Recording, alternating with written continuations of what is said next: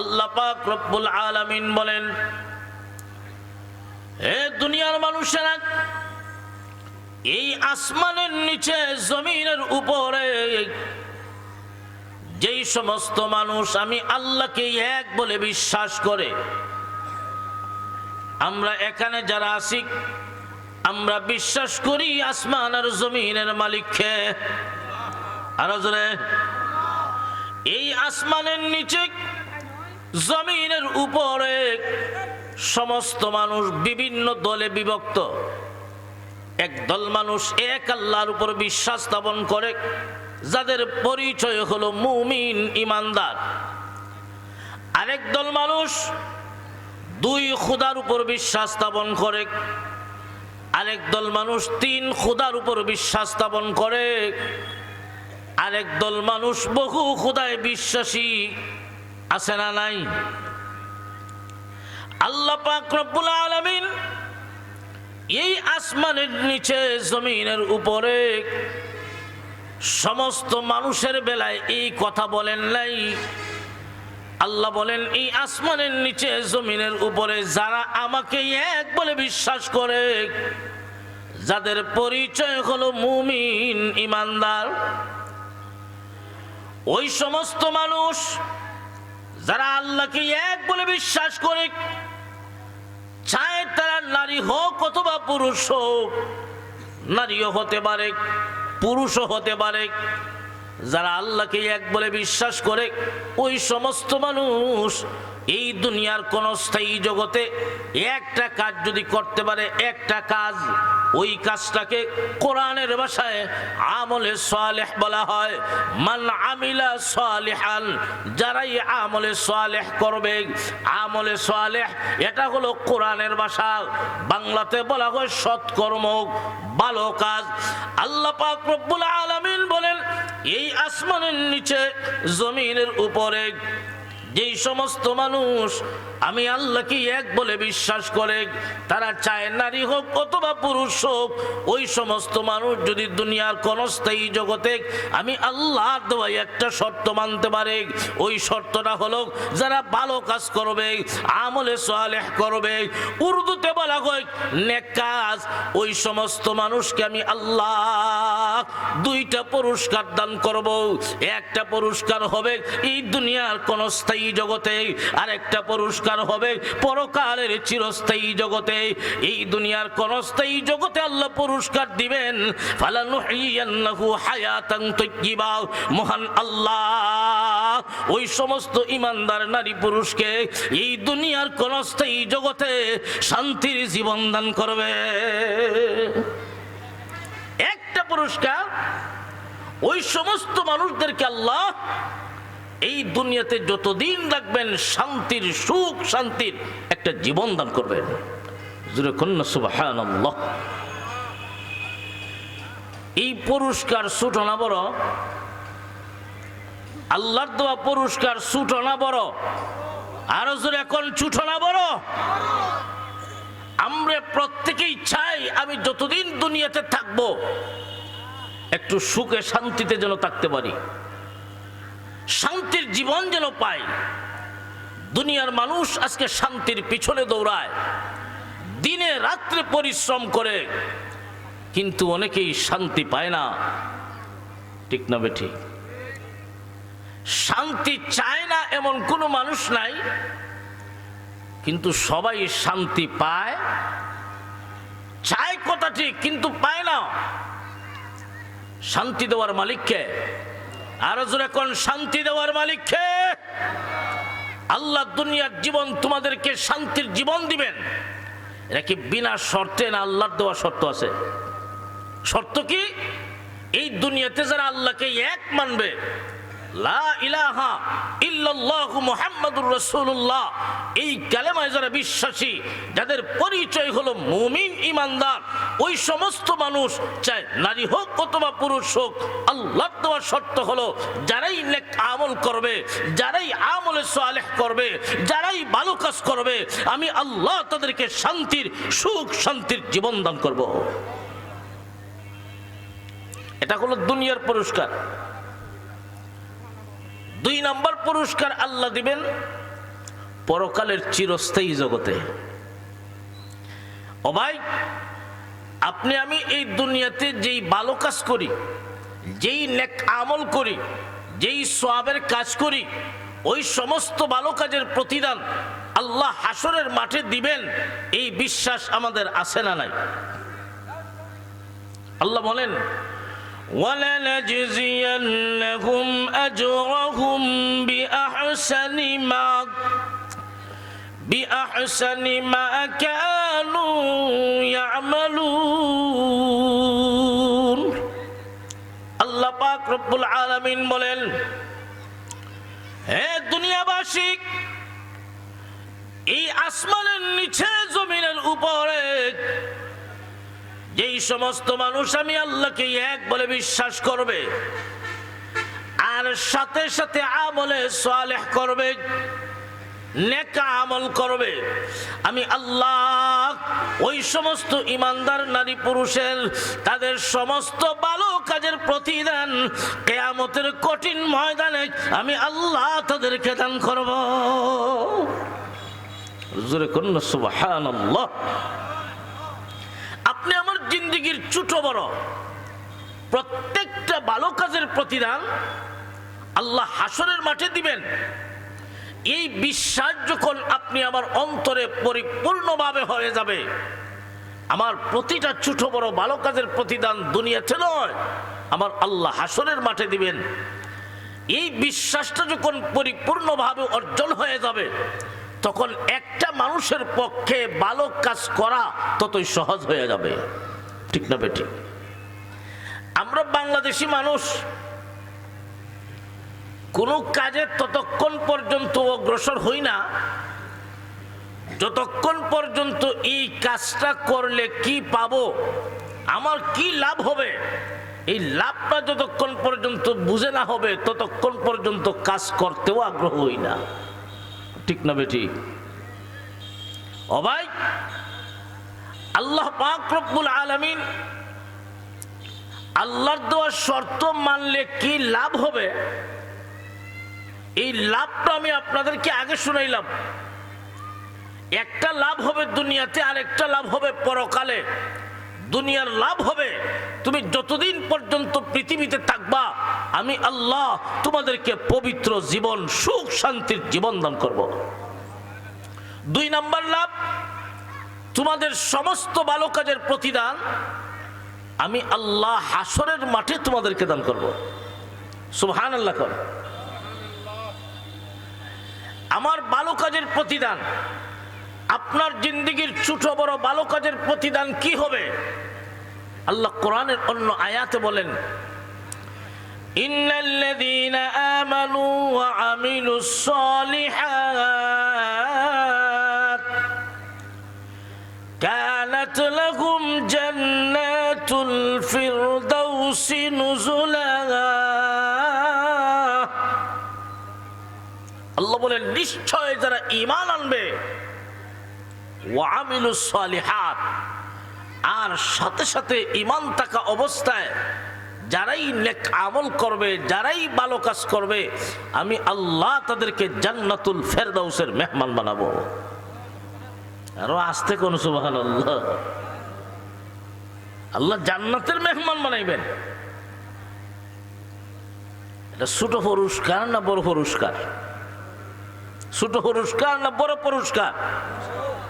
এই বড় পুরস্কার, দুনিয়ার পুরস্কার এবং পরকালের বড় পুরস্কার, দুনিয়ার শান্তির জীবন আর পরকালের জান্নাত আপনি আমি চাই কি চাই না? আরো জোরে কোন চাই কি চাই না? আল্লাহ বলেন, দিব, তোমাদেরকে দেওয়া হবে বিনা শর্তে। না আল্লাহর দেওয়া শর্ত আছে? আল্লাহর দেওয়া শর্ত আছে। শর্তটা কি? এই দুনিয়াতে তোমরা নেক আমল করবা, ভালো কাজ করবা।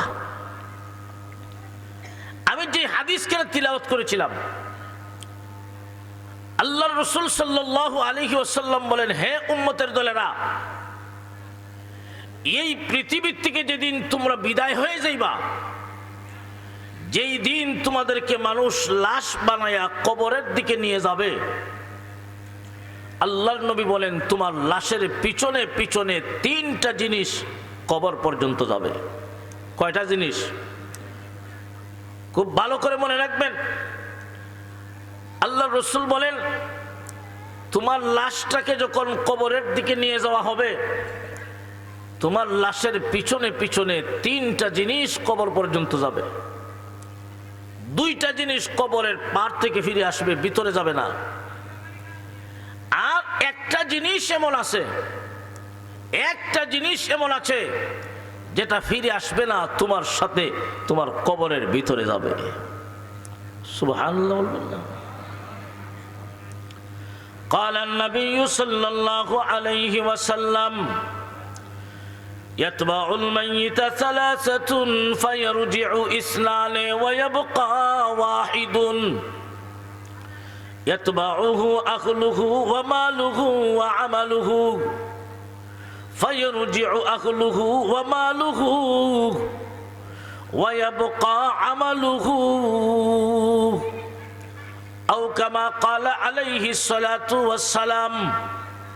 আল্লাহর নবী বলেন, হে উম্মতের দল, এই পৃথিবী থেকে যেদিন তোমরা বিদায় হয়ে যাবে, যেই দিন তোমাকে মানুষেরা লাশ বানাইয়া কবরের দিকে নিয়ে যাবে, তোমার লাশের পিছনে পিছনে তিনটা জিনিস কবর পর্যন্ত যাবে।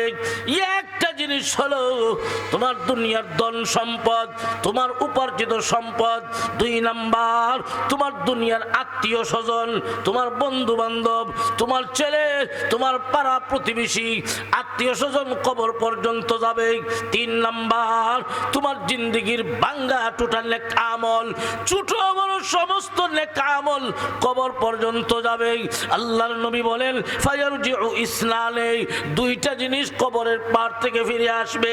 একটা হলো তোমার দুনিয়ার ধন সম্পদ, এইগুলা কবরে তোমার সাথে যাবে না, এইগুলার মালিক তুমি থাকবে না।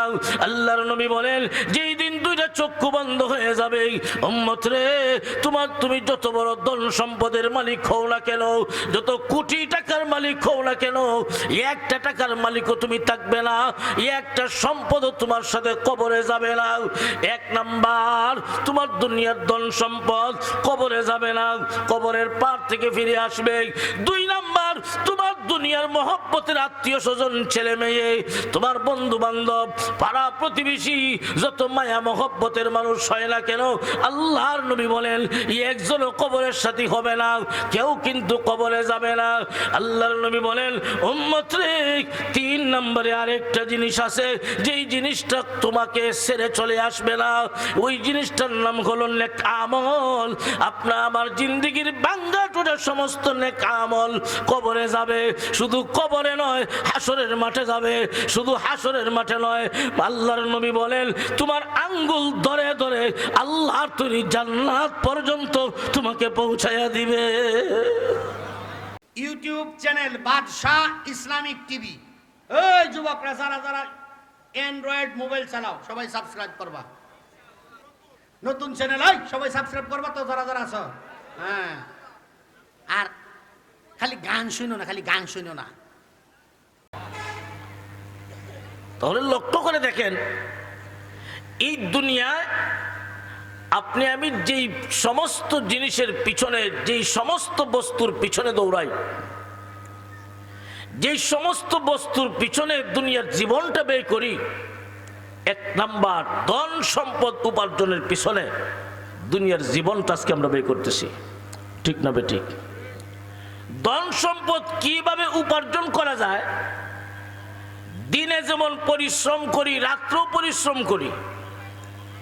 দিনে রাত্রে পরিশ্রম কইরা সম্পদ উপার্জনের প্রতিযোগিতায় আজকে আমরা লিপ্ত। ঠিক না বেঠিক? আজকে কে কার চাইতে ধনী হইতে পারি, কে কার চাইতে বেশি সম্পদের মালিক হইতে পারি, এই প্রতিযোগিতায় ব্যস্ত।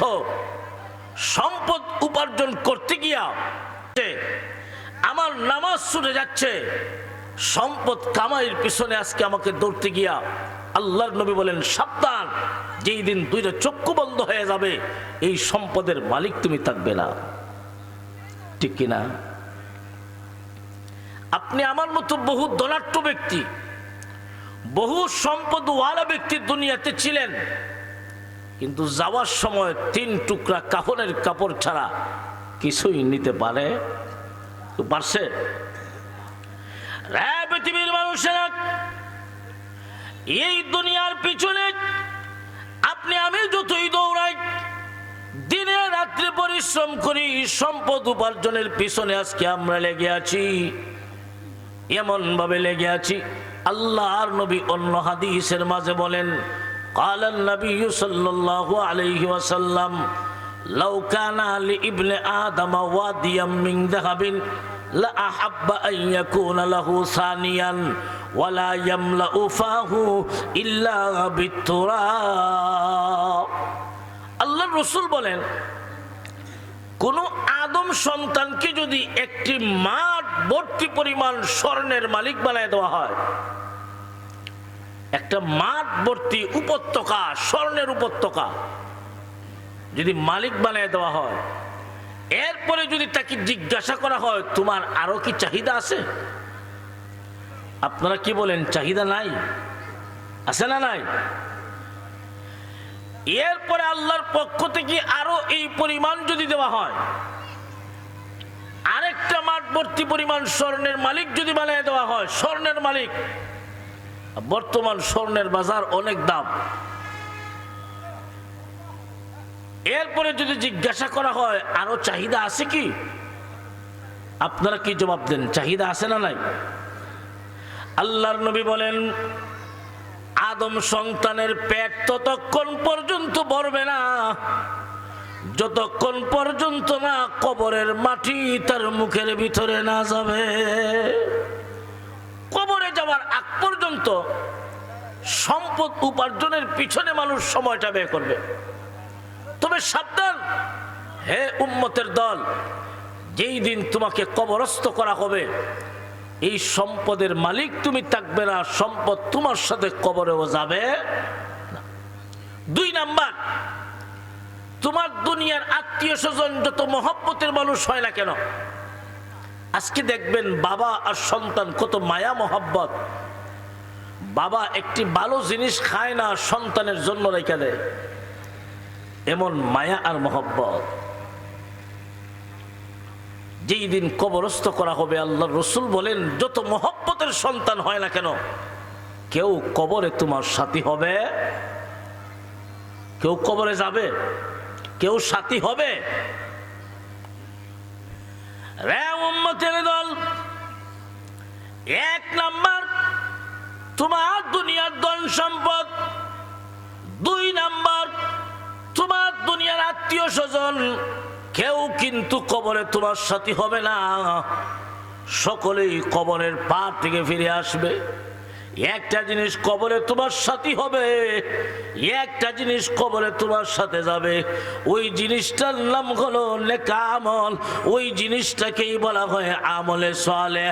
আল্লাহর নবী বলেন, উম্মত রে, আমলে সালেহ নেক আমল নিয়ে যদি কবরে যাইতে পারো, কবরে যাইতে দেরি হবে, কবর জান্নাতের বাগান হতে 1 সেকেন্ডও দেরি হবে না।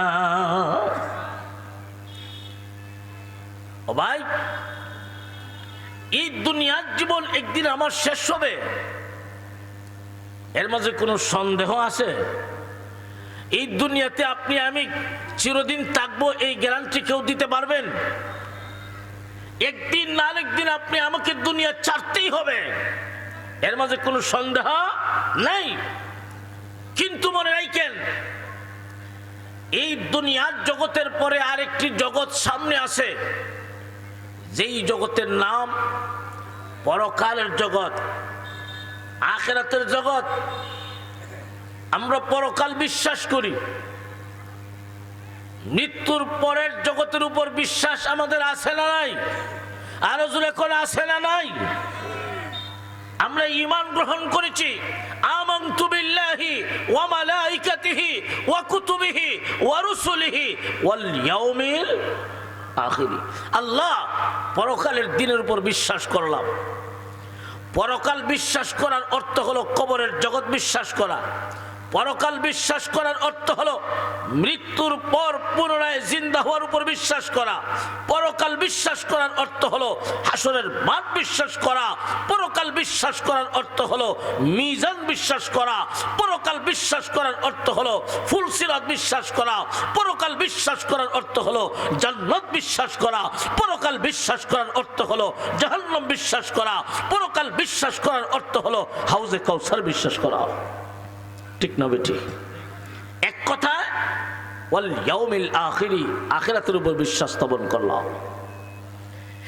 এখন আসেন, আল্লাহর রাসূল বলেন আখিরাতের প্রথম স্টেশন, প্রথম ঘাট, প্রথম স্টেশনের নামটা হলো কবর। আমার কথা বুঝতেছেন আপনারা? কোনো সমস্যা হয়? পরকালের প্রথম স্টেশন, প্রথম ঘাট নাম কি? আরো জোরে, কবর। কবর একমাত্র চিনে আমল। আপনি কোন বংশের সন্তান, কোন এমপি সাহেব, কোন মন্ত্রী সাহেব, কোন চৌধুরী সাহেব, কবর এইগুলো চিনে না। কবর চিনে একমাত্র আমল। আপনার জিন্দেগির আমল যদি ভালো হয়, একজন দিন মজুর মানুষও যদি হয়, দৈনিক ইনকাম করে, দৈনিক খরচ করে, দৈনিক 500 টাকা ইনকাম করে, একজন মানুষ রিক্সা চালায়, দরিদ্র অসহায় মানুষও যদি হয়, আর ওই মানুষটার যদি আমল থাকে, ভালো আমল থাকে, আল্লাহর নবী বলেন ওই মানুষটা কবরে যাইতে দেরি হবে, জান্নাতের বাগান হতে দেরি হবে না। কবর কি চিনে? কবর চিনে একমাত্র আমল।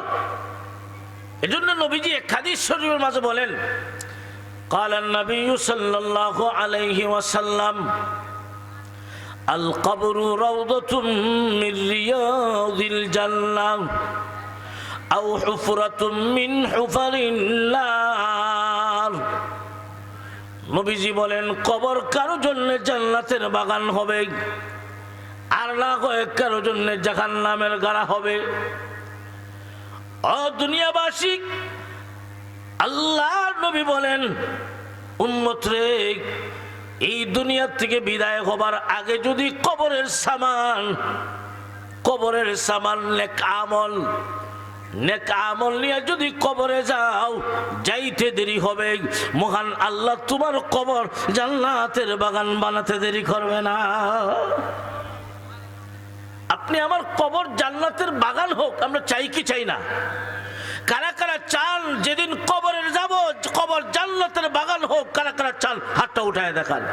আল্লাহ তুমি কবুল করো, আল্লাহ তুমি কবুল করো। কবর জান্নাতের বাগান হোক যেহেতু চাই, এই দুনিয়া থেকে কবরের সামান নেয়ার দরকার আছে না নাই? কবরের সামান কি? আপনি আমার জিন্দেগির ছোট বড় আমল, আপনি কি করতেছেন না করতেছেন, সব কিছু কিন্তু নোট হয়, লিপিবদ্ধ হয়, সব কিছু লেখা হয়, সব কিছু হেফাজত করা হয়।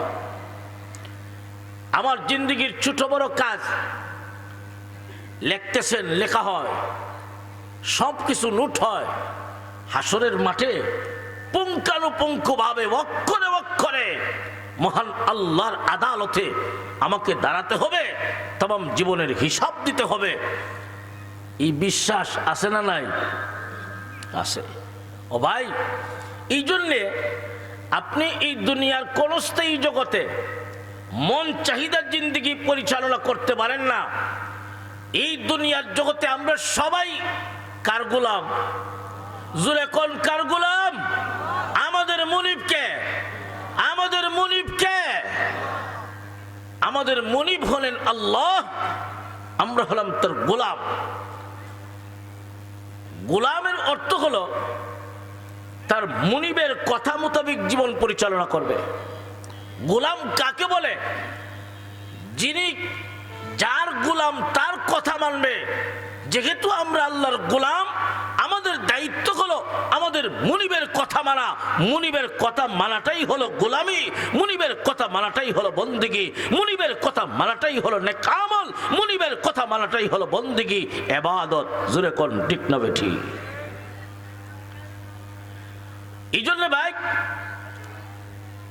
আপনি আমার জিন্দেগির ছোট বড় প্রত্যেকটা আমল আল্লাহ হাসরের মাঠে উপস্থিত করবেন। তুমি দুনিয়ায় কি করেছিলা, কোন জায়গায় কি করেছিলা, কাকে কোন কথা বলেছ, তোমার জবান থেকে কোন কথাটা বের হয়, আল্লাহ সবকিছু হেফাজত করেন, রেকর্ড করেন। জুরে কন্যা সুবহানাল্লাহ। মা ইয়ালফিযু মিন কওলিন ইল্লা লাদাইহি রাকীবুন আতীদ।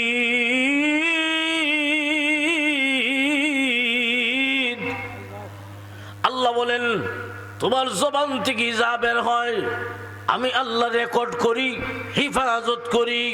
ওয়া ইযা সুহুফ নুশিরাত, যেই দিন তোমার রেকর্ড ছেড়ে দেওয়া হবে, ওই কিয়ামতের কঠিন ময়দানে তোমার আমলনামা যখন প্রকাশ করা হবে, তোমার রেকর্ড যেদিন ছেড়ে দেওয়া হবে, আর আল্লাহর পক্ষ থেকে বলা হবে ইকরা কিতাবাক, ওরে বান্দা বান্দি তোমার আমলনামার দিকে একটু তাকাও, তোমার আমলনামাটা একটু পড়ো, যা লেখা হলো ঠিক মতো লেখা হয়েছে কিনা।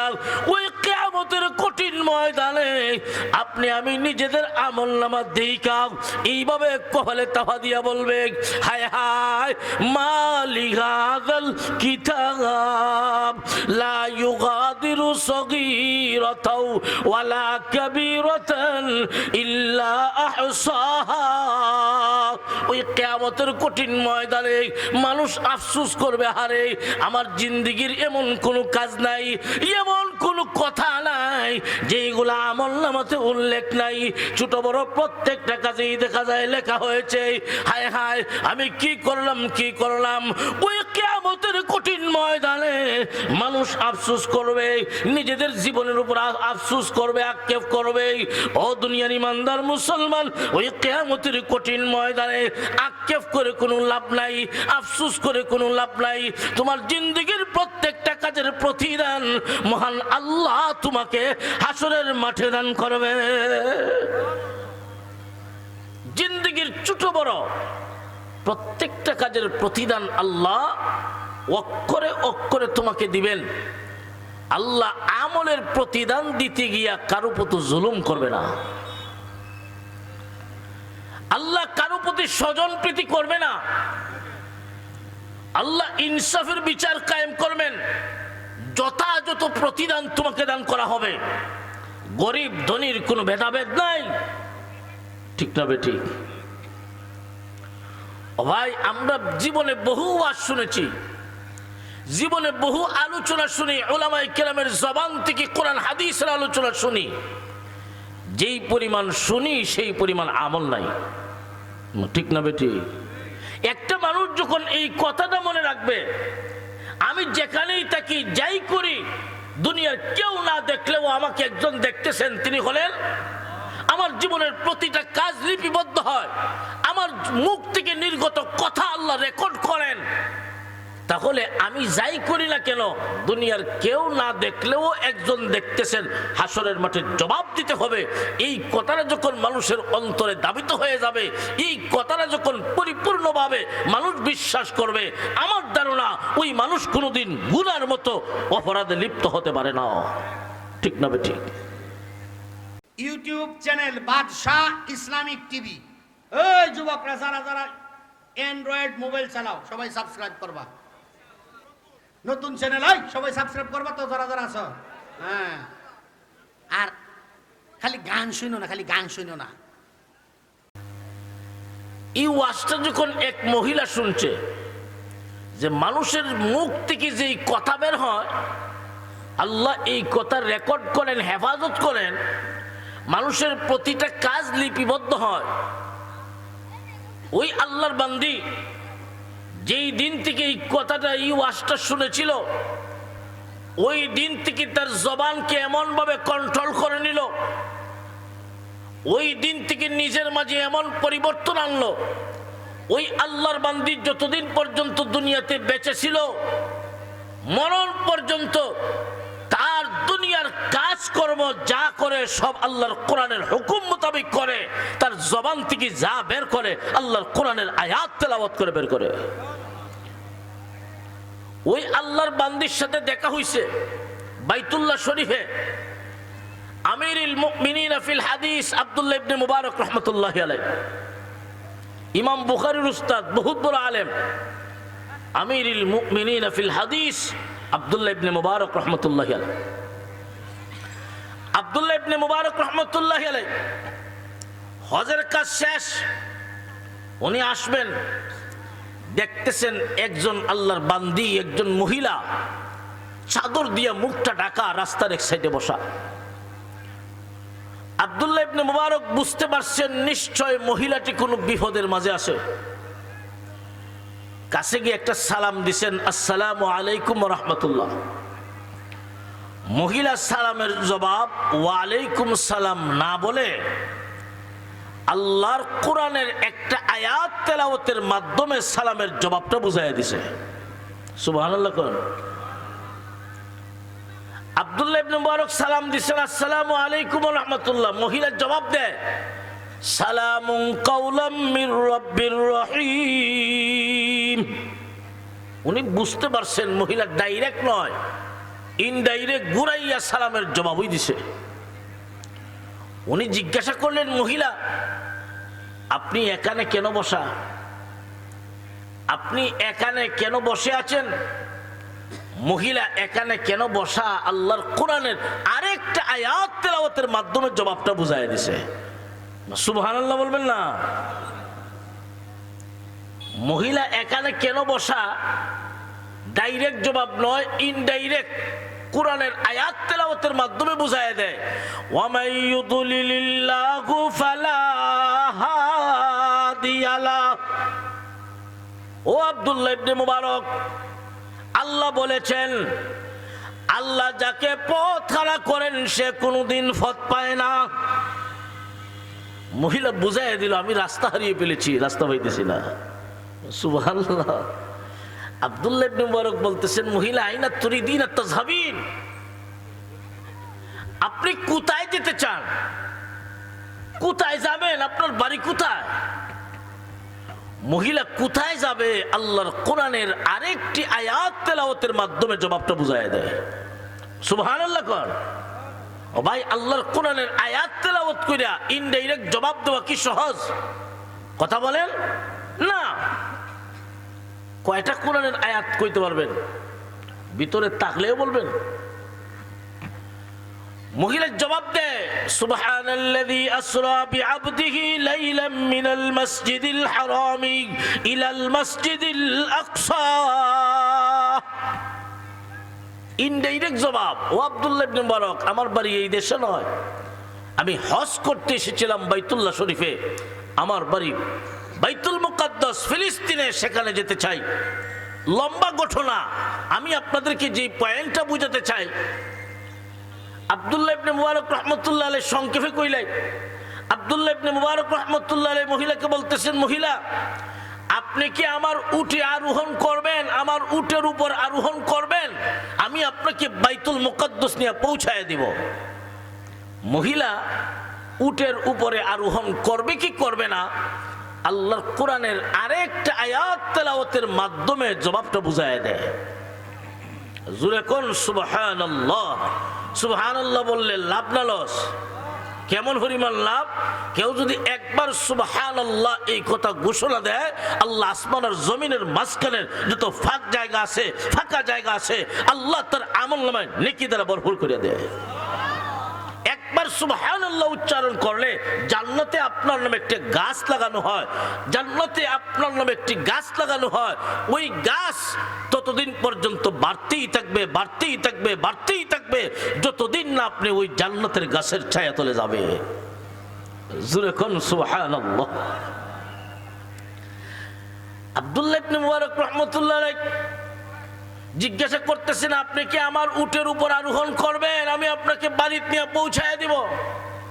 মহিলা ইনডাইরেক্ট জবাব দেয়, ঘুরাইয়া জবাব, ওয়াল খাইলা ওয়াল বিগালা ওয়াল হামিরা লিতারকাবুহা। ও আব্দুল্লাহ ইবনে মুবারক, আল্লাহ পাক রব্বুল আলামিন ঘোড়া, গাধা, উট এবং খচ্চর এইগুলা সৃষ্টি করেছেন সওয়ার হওয়ার জন্য।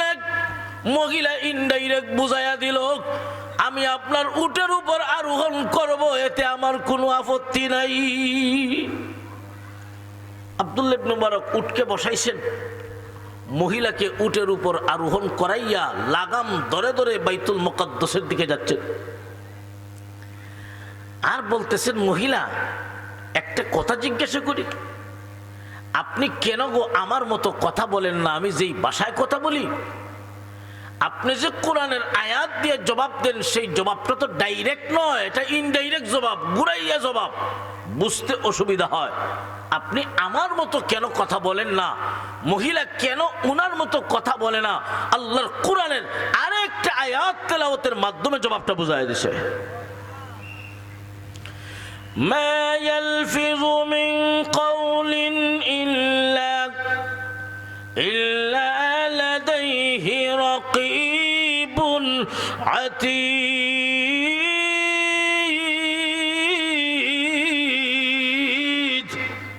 ও আব্দুল্লাহ ইবনে মুবারক, আল্লাহ বলেছেন মানুষের জবান থেকে যা বের হয় আল্লাহ তা হিফাজত করেন, রেকর্ড করেন।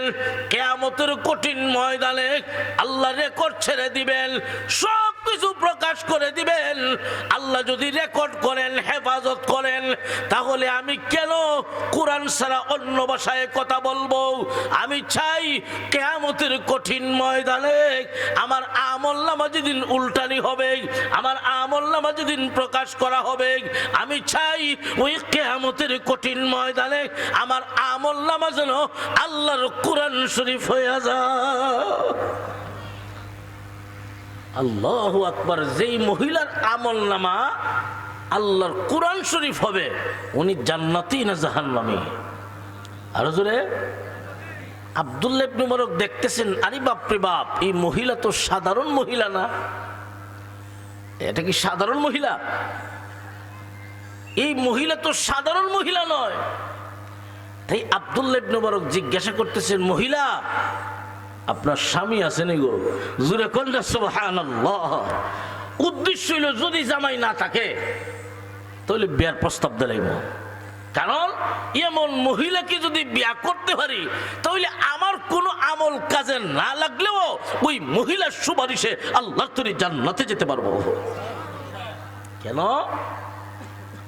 কিয়ামতের কঠিন ময়দানে স্বামী স্ত্রীর দুজন যদি জান্নাতি হয়, জামাইও জান্নাতি, বউ জান্নাতি, দুজনের আমল যদি ভালো হয়, আল্লাহ পাক রব্বুল আলামিন ওই কিয়ামতের কঠিন ময়দানে স্বামী স্ত্রী দুজনকে বলবেন, ও আমার বান্দা বান্দি, আমি আল্লাহ জান্নাতের গেট খুলে দিয়েছি, যা তোমরা স্বামী স্ত্রী একজন আরেকজনের আঙ্গুলে ধরে ধরে আমি আল্লাহ তৈরি জান্নাতে ঢুকে যাও। আর যদি দেখা যায় স্ত্রী জান্নাতে আর স্বামী জাহান্নামী, বউর আমল ভালো জামাইয়ের আমল ভালো না, এমন যদি হয়, মহিলা দিনদার নামাজি, অনেক মহিলা এমন আছে, মহিলা আল্লাহওয়ালা, জামাই নামাজ পড়ে না, গাঞ্জা খায়, এমন আছে না নাই? আরো ধরে, বউ আল্লাহওয়ালা, জামাই বালা না।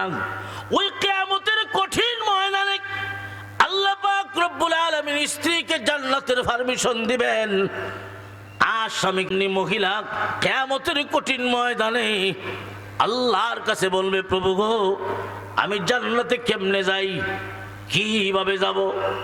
ও প্রভু, জান্নাতে যাওয়ার সিস্টেম তো এটা নয়। আল্লাহ জান্নাতে যাওয়ার সিস্টেম হলো স্বামী স্ত্রী একজন আরেকজনের আঙ্গুলে ধরে জান্নাতে যাবে।